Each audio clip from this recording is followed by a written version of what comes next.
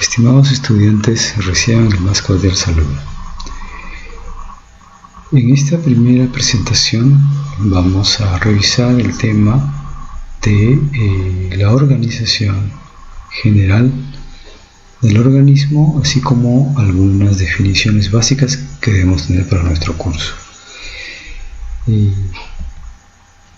El tema principal que nos trae a trabajar ahora es el logro de la unidad, que es que se pueda describir, ustedes estén capacitados en la descripción de cómo es que los sistemas del organismo humano contribuyen para el mantenimiento de la homeostasis del medio interno.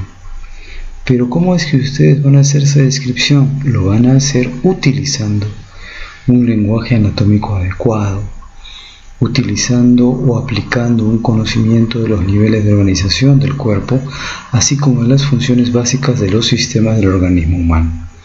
Y en esta oportunidad vamos a abarcar dos logros principales. Uno se refiere a la descripción de la organización general del organismo humano con la integración respectiva estructural y funcional, y el otro es el uso eficiente del lenguaje anatómico, justamente para poder describir adecuadamente estas estructuras y relaciones del cuerpo humano.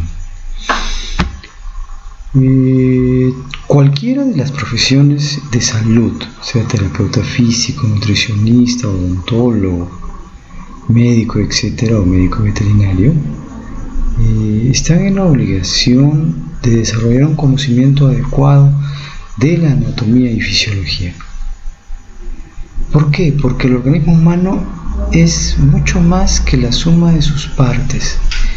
Es que la comprensión de esas interrelaciones, la capacidad de ustedes de poder ver el marco completo, todo el bosque y no solamente uno de los árboles que lo constituyen, les va a permitir apreciar cómo trabajan todas las partes en una persona para cumplir funciones básicas y funciones especializadas. Es muy importante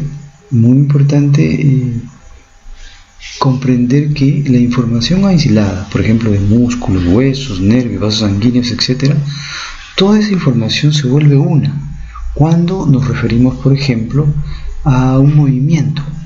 Y más aún va a ser un movimiento si este movimiento tiene la intención de realizar alguna función terapéutica o alguna función, por ejemplo, para demostrar o para practicar algún tipo de habilidad.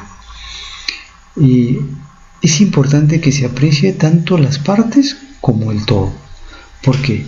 Porque, por ejemplo, si nosotros nos ponemos a pensar en este momento, justo cuando uno está leyendo este texto o está tratando de comprender algo nuevo, si es que nosotros consideramos, por ejemplo, para observar este video, o escuchar este video, lo que está haciendo es utilizar ya sea su oído, ya sea su ojo, y estos dos órganos que podrían ser considerados como receptores, están formando un constructo o una idea que va a pasar a su cerebro. Y ese cerebro a su vez va a transformar esas señales, esa información, en una integración que puede llevar sí o no a una respuesta, como puede ser cambiar la página, o avanzar el teclado, o avanzar la diapositiva. Por ejemplo, si entendemos el tema de que los ojos además para formar la imagen, los ojos pues tienen que hacer uso de músculos, articulaciones, ¿cierto? Asimismo, si nosotros quisiéramos digitar, escudriñar algo, sostener algún texto en la mano, también necesitamos de músculos, articulaciones, huesos. El cerebro, la médula espinal, los nervios recibirán la información, evaluarán y nos van a permitir responder pensando. el tracto digestivo, los pulmones, el corazón, nos van a permitir obtener energía y los vasos sanguíneos transportarla. Los riñones y el hígado eliminar los desechos que ya no sean necesarios, y el sistema nervioso y endocrino realizarán una función de coordinación e integración de todo lo anterior para, como les reitero, dar una respuesta correspondiente. Todo eso se enmarca en una serie de funciones que son características de la vida, como el movimiento, la capacidad de respuesta, el crecimiento, la reproducción, la respiración, digestión de nutrientes, obviamente, absorción de los mismos, la circulación de las sustancias, la asimilación y la excreción de lo que ya no es necesario para nuestro organismo. Todo esto nosotros tenemos que marcarlo dentro de algunas disciplinas de estudio, y estas disciplinas de estudio que corresponden a nuestro curso son la anatomía y la fisiología. La anatomía es justamente una de las ramas que estudia formas, estructuras, partes y sobre todo las relaciones entre dichas partes. La anatomía nos va a permitir además conocer dónde está ubicado, cómo es su topografía, cuál es su disposición y las relaciones que puedan tener un organismo en diferentes posibilidades. La anatomía además tiene varias subramas, ¿no?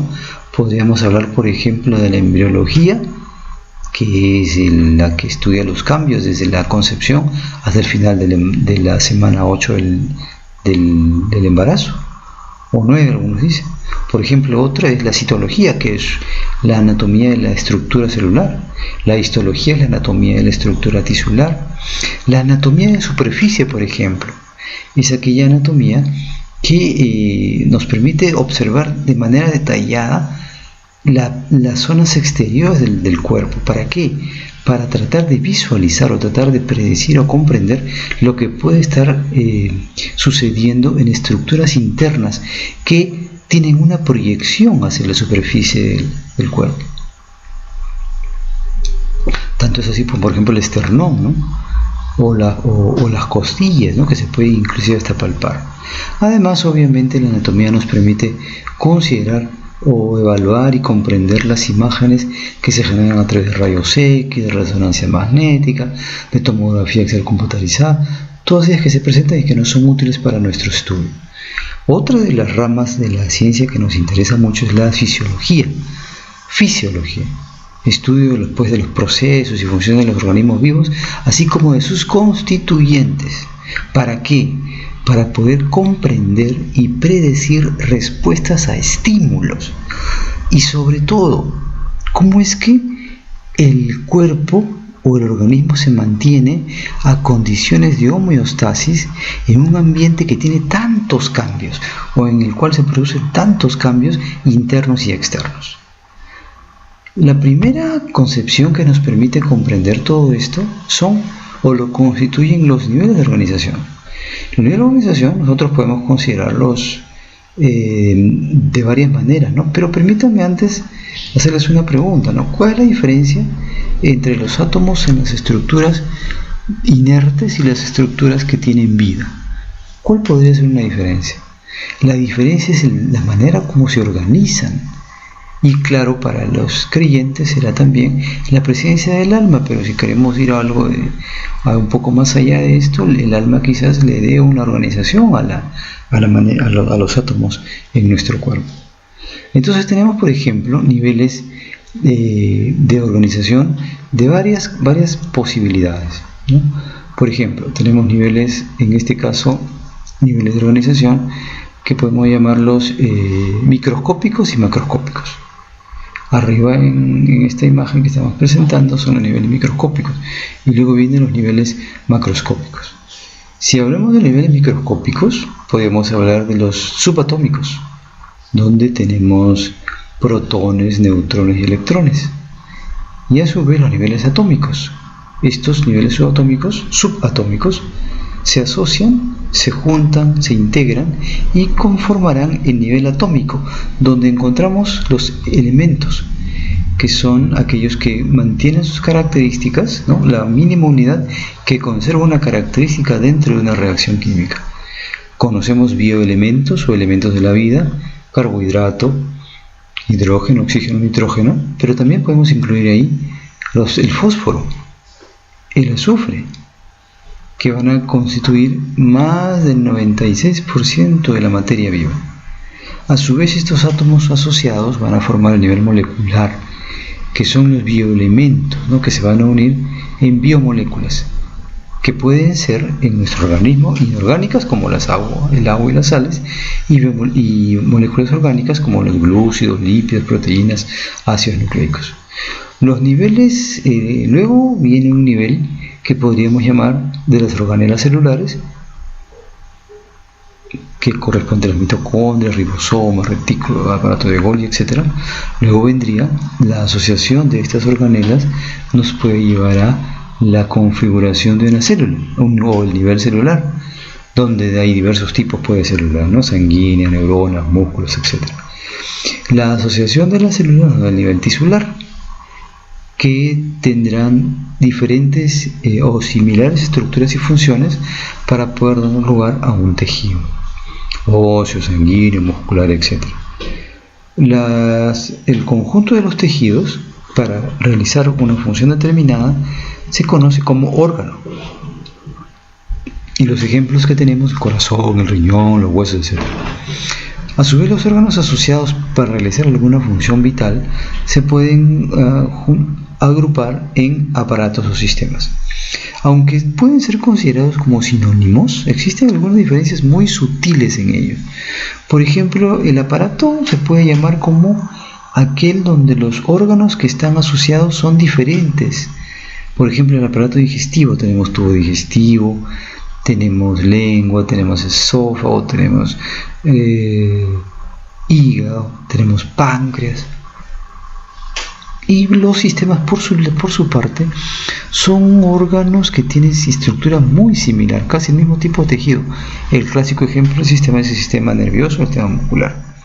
Estos aparatos o sistemas juntos nos dan lugar a los organismos, que a su vez, una vez que se han asociado organismos en ser humano o organismos en animales, cuando se han asociado, se llamarán comunidades.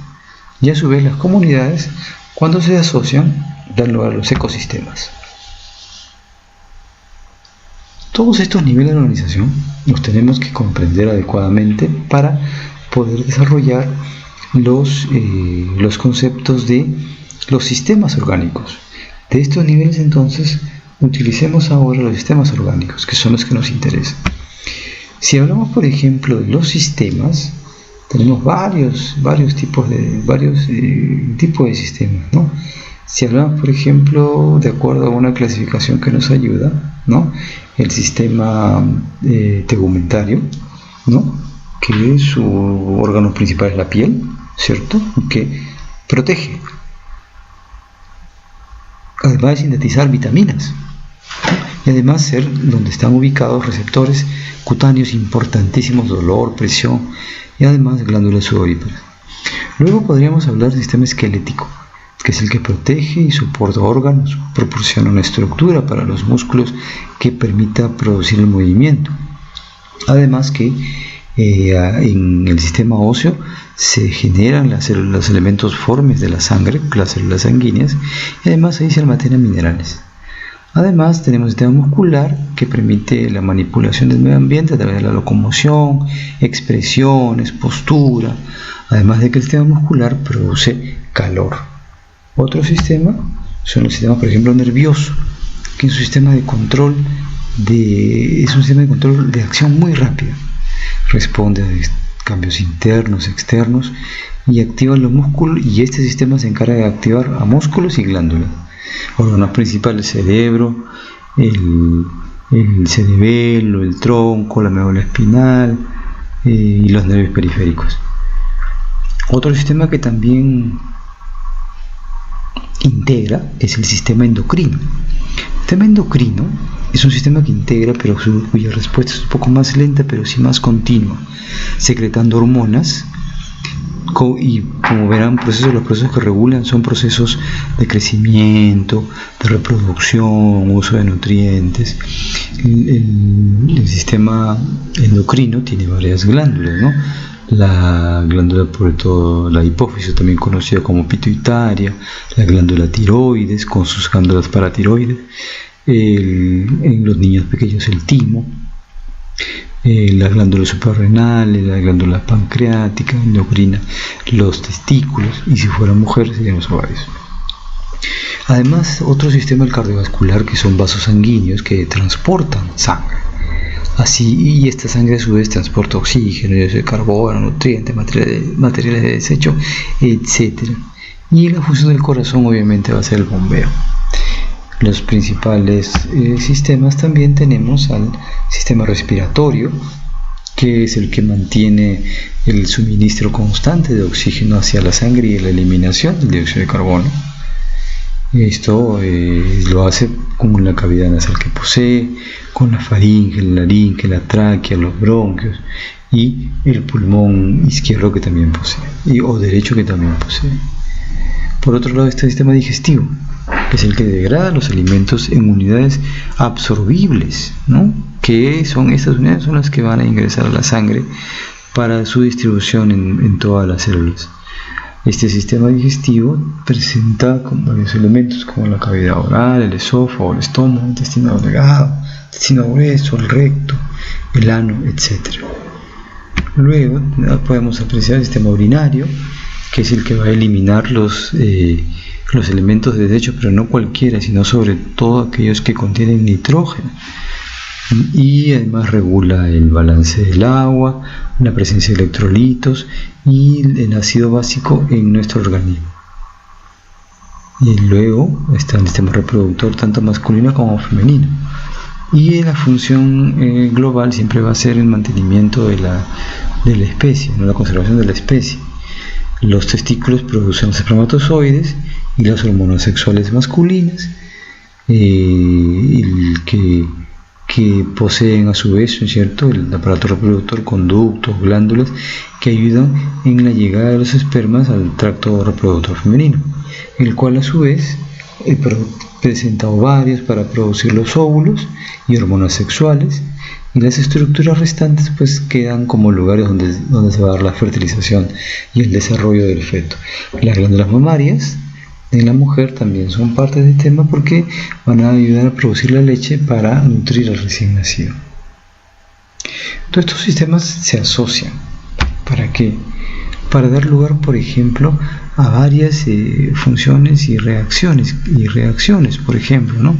El sistema, si hablamos de una función de excreción de la orina, sabemos que estamos hablando del que va a producir la orina es el riñón. Y se va a eliminar por los túbulos colectores y luego por el túbulo distal del riñón. Pero para que llegue a producirse esta orina, primero tiene que haber sido filtrado algún elemento del organismo, y ese elemento filtrado fue la sangre. ¿Por dónde vino la sangre? Por el sistema circulatorio y también por el efecto del corazón. ¿Y cómo llegó esos nutrientes o esos elementos al sistema sanguíneo? Llegaron a través de la producción del aparato digestivo. Y el aparato digestivo, ¿cómo se pudo conectar a la producción, o cómo se pudo anticipar a la llegada de los nutrientes? A través de la respuesta nerviosa central que tenemos al ver un alimento y saber que está sabroso o que está muy bueno. Por ejemplo, ¿no? Si también quisiéramos asociar a los sistemas y aparatos del cuerpo, podríamos asociarlos en varias funciones categóricas, ¿no? O sea, categorías funcionales. Por ejemplo, para soportar el movimiento, ¿no? Para el soporte del movimiento, los sistemas intertegumentario, el esquelético y el muscular. Para, por ejemplo, comunicación, control e integración, obviamente el sistema endocrino y el sistema nervioso. Para transporte y defensa, el cardiovascular y el sistema linfático. Para respiración, nutrición y excreción, por ejemplo, tenemos al sistema respiratorio, el sistema digestivo y el sistema urinario. Y para la reproducción, obviamente, el aparato reproductor. Cada uno con sus órganos principales respectivos. A su vez, nosotros tenemos o presentamos cambios por el envejecimiento. Estos cambios por el envejecimiento van a ser muy evidentes en algún momento de la vida. Como les comentaba, podríamos nombrar diferentes cambios que se producen por el envejecimiento. Algunos son muy notorios, otros no tanto, pero por ejemplo los más notorios, ¿no? Los que se producen externamente, ¿no? En la piel, en la masa muscular, que ya no es la misma, en algunas habilidades físicas o algunas actividades que uno realizaba y que ahora ya no realiza. Pero veamos algunos cambios que son importantes considerar cuando hablamos del envejecimiento. Por ejemplo, en el sistema inmunológico la respuesta inmune puede disminuir, ¿no? Porque el recuento de los glóbulos blancos o de la reserva de glóbulos blancos disminuye. Por ejemplo, en composición muscular, la masa muscular disminuye, la grasa subcutánea también disminuye, las glándulas sudoríparas también, se pigmenta menos la piel. Tema respiratorio, los volúmenes de aire que circulan disminuyen, ¿no? Y por lo tanto también disminuye la respuesta a la baja del oxígeno. Sistema endocrino, también puede haber disminución o aumento de la función tiroidea y disminución de la sensibilidad a la insulina conforme nosotros nos envejecemos. En la parte ortopédica hay osteopenia, que es la que incrementa el riesgo de las fracturas, disminuye el rango de movimiento y además hace que los ligamentos estén mucho más duros, más tensos. Metabólicamente hablando, el metabolismo conforme uno aumenta la edad disminuye, así como por lo tanto el riesgo de hipotermia. Hay una menor respuesta a la regulación de la temperatura. La función renal disminuye la capacidad de almacenamiento de la vejiga. El flujo sanguíneo renal también disminuye correspondientemente. Y hay una subfunción, ¿no?, de limpiar las drogas y los metabolitos del cuerpo. El cardiovascular, conforme a nosotros avanzamos en edad, aumenta la irritabilidad del miocardio, aumentan las alteraciones de la frecuencia cardíaca, hay disminución del gasto, o sea, el producto que sale del corazón, del producto de sangre que sale del corazón. Y además hay mayor tiempo de circulación, hay un aumento, por ejemplo, de la presión arterial sistólica también. Además, ¿qué otros sistemas tenemos que estén afectados? Por ejemplo, sistema sensitivo, ¿no? Disminuye la posibilidad de la salivación, hay menos agudeza visual, hay menos respuesta al dolor. Y el tema nervioso central, hay una menor densidad neuronal, disminuye los reflejos, disminuye la respuesta simpática, ¿no? Y además el gastrointestinal, como les comentaba, que disminuye muchas cosas, ¿no? La absorción, el vaciamiento gástrico, el flujo sanguíneo hepático, la presión de las drogas, la motilidad y el tiempo con el cual se transmite. Entonces, todos estos elementos integrados, ¿no es cierto?, constituyen una primera aproximación al curso. La anatomía y la fisiología no se pueden estudiar por separado, tienen que estudiarse en conjunto. Por otro lado, si vamos a la posición anatómica, la tenemos aquí bien descrita.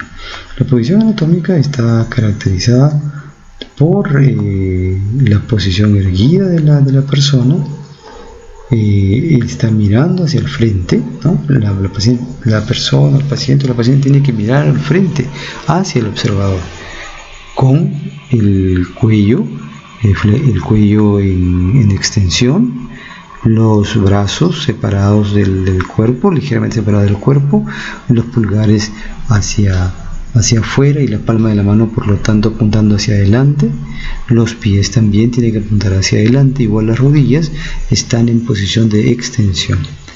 La posición anatómica además permite ubicar diferentes estructuras, ¿no?, en el cuerpo. Por ejemplo, si yo utilizo la posición anatómica y adiciono unas líneas imaginarias a esta estructura corporal, podemos tener, por ejemplo, si hablamos de un eje del cuerpo, ¿no?, un eje medial, todo lo que se aleje será lateral y todo lo que se acerque será, pues, justamente, todo lo que se acerque a la línea media será medial, obviamente. Además, si nosotros en esa misma línea embarcamos o nos abocamos a todo lo que está hacia la parte de la cabeza o la parte alta, todo eso es superior, y lo que está hacia los miembros inferiores, las mulas, las piernas, se llamará inferior. Por otro lado, si nosotros quisiéramos considerar una estructura que está cerca al tronco o cerca al origen de una articulación, entonces eso se llamará proximal. Y por lo tanto, lo que esté lejos del tronco y esté lejos de una articulación a la cual nosotros nos referimos, eso se llamará distal.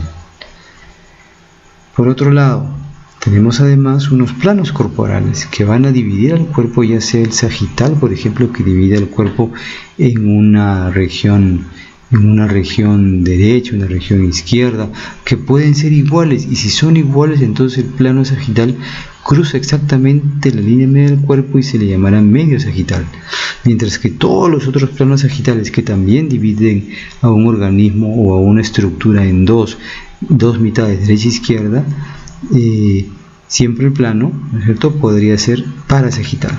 Por otro lado, hay algunos planos, ¿no?, que corresponden, por ejemplo, a un plano que divide al organismo en una región anterior y otra región posterior, es el plano frontal o lateral o coronal. Y además existe un último plano importante, que es el que corta al organismo en una parte superior y una parte inferior. Ese plano se llamará el plano axial o el plano horizontal. Estos planos, ¿para qué nos permiten? Nos permiten para nosotros identificar movimientos y además identificar algunas estructuras importantes superficiales que se encuentran en el cuerpo. Tanto es así, por ejemplo, si nosotros quisiéramos caracterizar los planos, ¿no?, que podemos hablar, por ejemplo, de algunos tipos de movimientos corporales a partir de lo que genera en el plano. Por ejemplo, la flexión y la extensión son movimientos que se producen en el plano sagital. Involucra movimientos anteroposteriores.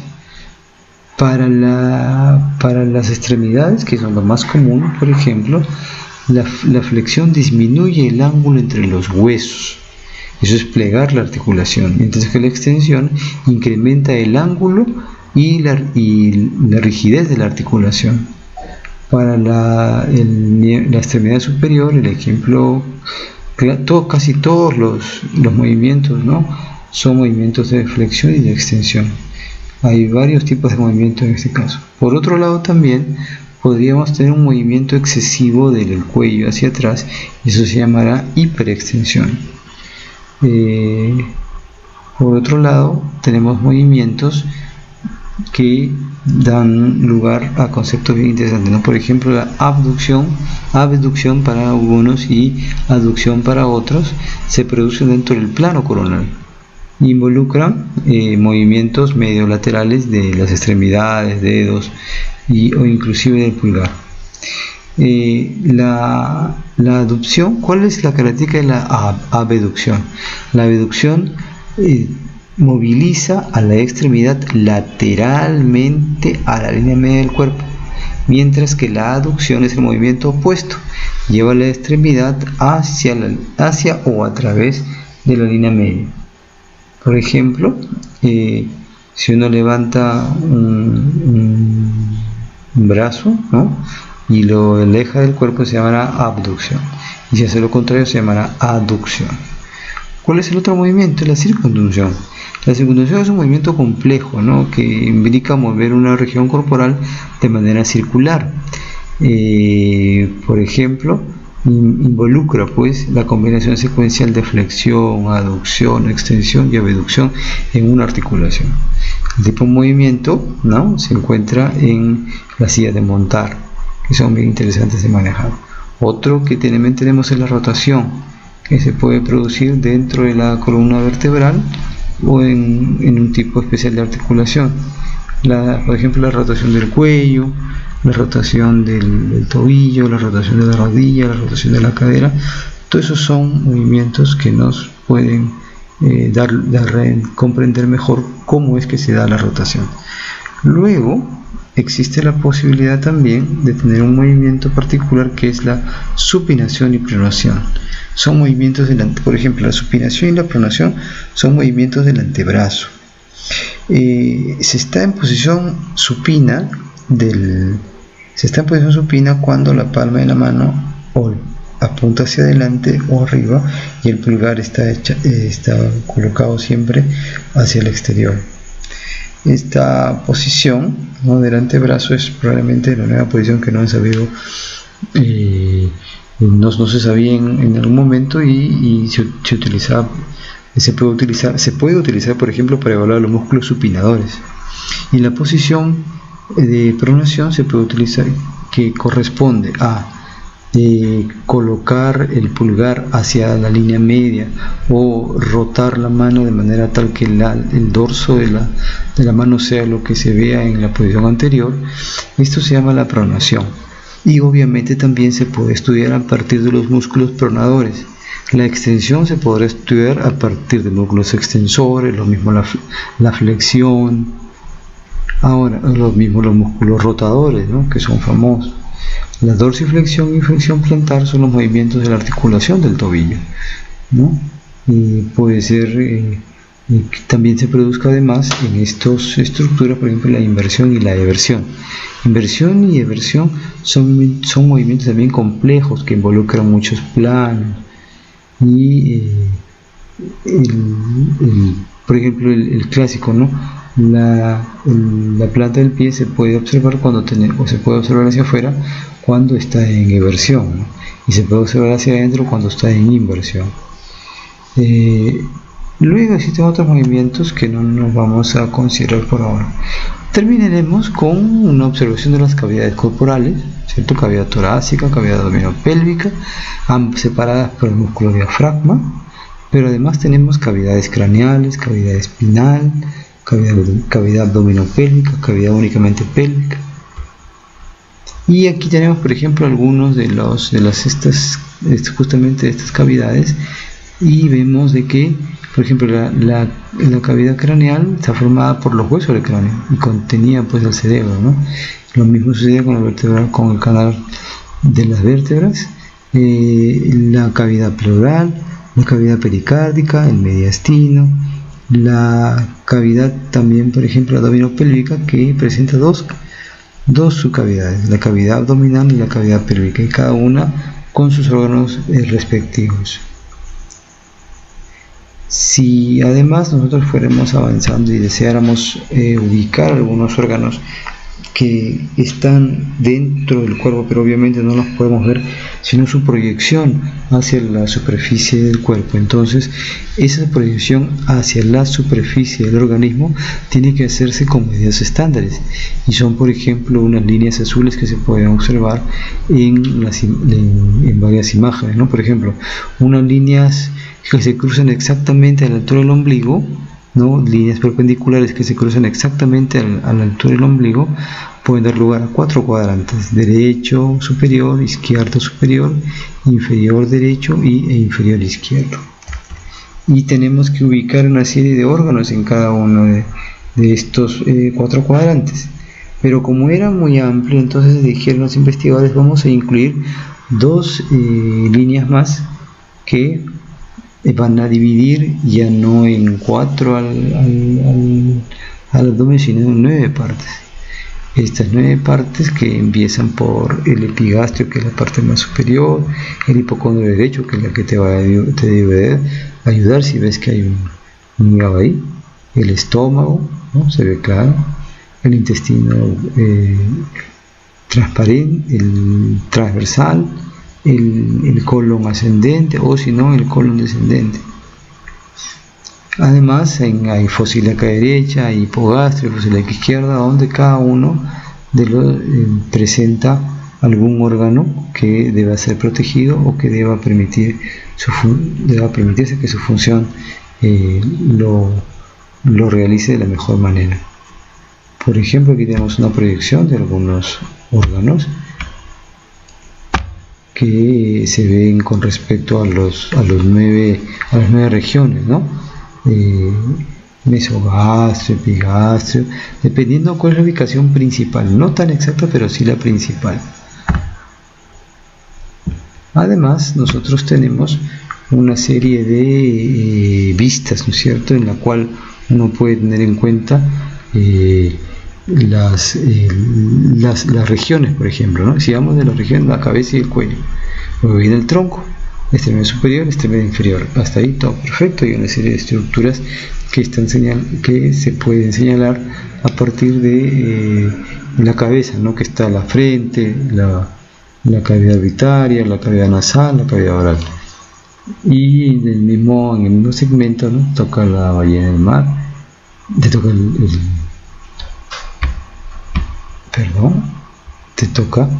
está la cavidad óptica, que estoy hablando, la cavidad bucal, la cavidad del mentón, el cuello, la región de la clavícula, la región axilar, la zona braquial, la zona antecubital, que es justamente la parte anterior del codo, ¿no? La región antebraquial o del antebrazo, el pecho, el esternón, la zona mamaria, zonas palmares, digitales, femorales, paterales, etc. Que también se puede proyectar en la región posterior, ¿no? Occipital, escápula, vértebra, hombro sacro, zona glútea. Y también esto nos permite a nosotros comprender cómo es que se proyectan las imágenes al momento de hacer los cortes anatómicos o las imágenes anatómicas. Por ejemplo, si hacemos un corte sagital, vamos a poder observar justamente una mitad interna del asteroide, en este caso es el cerebro. O si hacemos un corte transversal, podemos, dependiendo del nivel, podríamos observar las relaciones al mismo nivel de varios órganos. Y luego tenemos al corte coronal, que nos va a permitir ver, por ejemplo, estructuras que están internas y que no las vemos fácilmente. Por ejemplo, ¿no? Una imagen, una tomografía en la zona torácica, donde obviamente al mismo nivel se va a ver el corazón, alguna parte de él, alguna parte de los vasos sanguíneos principales, y sobre todo se van a ver vasos sanguíneos en parénquima muscular. Por otro lado, si hiciéramos cortes ya no a nivel torácico sino a nivel abdominal, tenemos que hay estructuras que se pueden reconocer fácilmente, ¿no? Siempre el hígado va a estar a la derecha, y por lo tanto a partir de allí uno se podrá orientar dónde están ubicados los demás órganos. En este punto es que nosotros estamos terminando la primera presentación de las clases teóricas, por decirlo de alguna manera. Son una guía, una orientación para que ustedes continúen en su búsqueda de la información. Gracias.